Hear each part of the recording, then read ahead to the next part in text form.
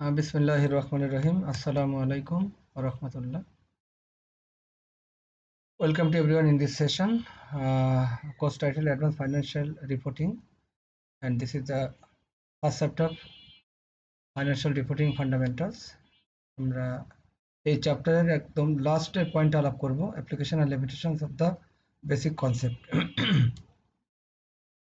আমরা লিমিটেশনগুলো একটু দেখে নেই, কি লিমিটেশন আছে আসলে এটা তো আমাদের জানা দরকার। One of the biggest limitations of accounting is that it cannot measure things or events that do not have a monetary value. এটা একটা লিমিটেশন, the biggest limitation এটা। কোনো থিংস বা ইভেন্টস এর do not have monetary value, কোনো monetary value এখানে দেওয়া হয় না। আর it uses historical cost to measure the value without considering factor such as price change আর ইনফ্লেশন। এটা আমরা আগেই দেখেছি, আমরা আবারও দেখলাম যে হিস্টোরিক্যাল কস্টের ক্ষেত্রে আমরা প্রিন্সিপাল আমরা দেখেছি যে হিস্টোরিক্যাল কস্ট যেটা, এটার মেন হলো যে আমরা যদি কোনো ইনফ্লেশন হয়, ডিফ্লেশন হয় বা ডিসরিগার্ডেড কোনো ম্যাটার, এগুলো আমরা এটা কনসিডার করি না। এটা একটা অসুবিধা। আচ্ছা, তারপরে আমাদের লিমিটেশনগুলো এইভাবে আমরা ব্রড আকারে দেখব। Broadly will see the limitations. Recording only monetary items, অর্থাৎ মনিটারি আইটেমগুলো এখানে রেকর্ড করা হয়। এখানে যদি কোনো ইভেন্টস এখানে প্রয়োজন হয়, সেই ইভেন্টসটা এখানে আমাদের দেখানো হয় না। এই জন্য বলা হয়েছে যে as per accounting principles only the events measurable in terms of money. প্রত্যেকটি ইভেন্টস হচ্ছে আমরা টার্মস অফ মানিতে মেজার করি, আর recorded in the books of accounts. এটা সত্য, এটা this is true, but event of great importance if not measurable in terms of money are not accounted for. মানে এটা যদি আমরা অ্যাকাউন্টিং এ মানে ইন টার্মস অফ মানিতে যদি না করি, আমরা রেকর্ড কিপিং না করি, তাহলে এটা আমাদের হিসাবে আমরা কনসিডার করছি না। So for that reason recorded accounting information fails two exhibit the exact financial position of the business concern. ফলে আমাদের এই ইভেন্টগুলো যদি আমরা আরও এখানে শো করা যেত, তাহলে আমাদের অ্যাকচুয়ালি ফাইন্যান্সিয়াল পজিশনটা আরও ফেয়ারলি প্রেজেন্ট করা সম্ভব হতো।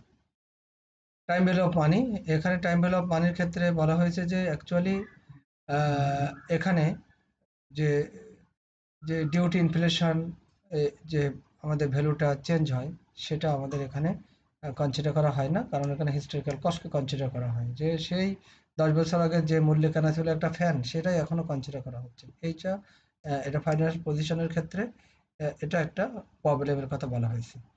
রেকমেন্ডেশন অফ অল্টারনেটিভ মেথডস, এখানে আমাদের একটা ইম্পর্টেন্ট ম্যাটার হলো the exist and application of alternative methods in determining depreciation of asset and valuation stock. That means information regarding the business activities is mislead if an alternative method is used to achieve particular object.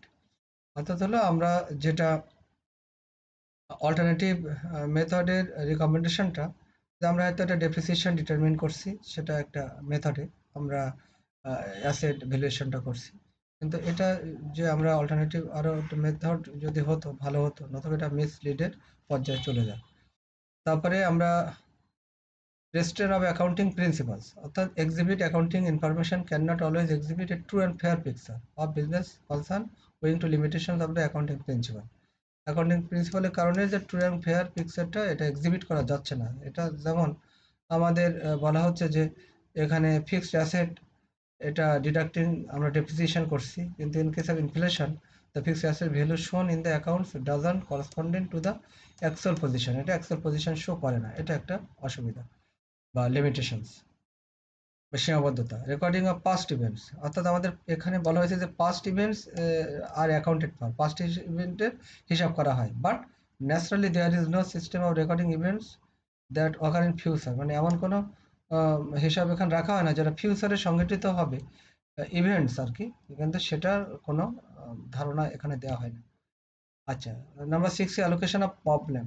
The allocation process is the important problem in the accounting system. যেমন fixed asset value is exhausted charging depreciation for the allocated period. তার অর্থ হলো যে আমরা যখন fixed করি fixed অ্যাসেটে কত বছর চলবে, এটা আমরা হাইপোথেটিক্যালি ফিক্সড করি। এটা হ্যাঁ, এটা আসলে কত বছর চলবে আন্দাজে এটা বলা যায় না, তখন আবার রিশিডিউল করতে হয় ডেপ্রিসিয়েশনের, এটা একটা প্রবলেম। তো এখানে লেখা আছে the school life of fixed asset is fixed up hypothetically, এটা এই which does not stand accurately in most cases. এখানে অধিকাংশ কেসে এটা অ্যাকচুয়ালি শো করে না আর কি, যে আসলে কত বছর চলবে এই সম্পদটা। তারপরে মেনটেনিং সিক্রেসি, আমাদের অনেক সময় সিক্রেসি মেনটেন করার প্রয়োজন হয়, কিন্তু আমাদের এমপ্লয়ীদের কারণে এটা সিক্রেসি মেনটেন করা যায় না, এটা একটা সমস্যা। তারপর tendency for secret reserves. Often management creates secret reserve internationally, intentionally, by increasing or decreasing asset and liabilities. এটা একটা প্রবলেম আর কি। ফলে এখানে আমাদের ফাইন্যান্সিয়াল পিকচারে সঠিক তথ্য রিফ্লেক্ট হচ্ছে না।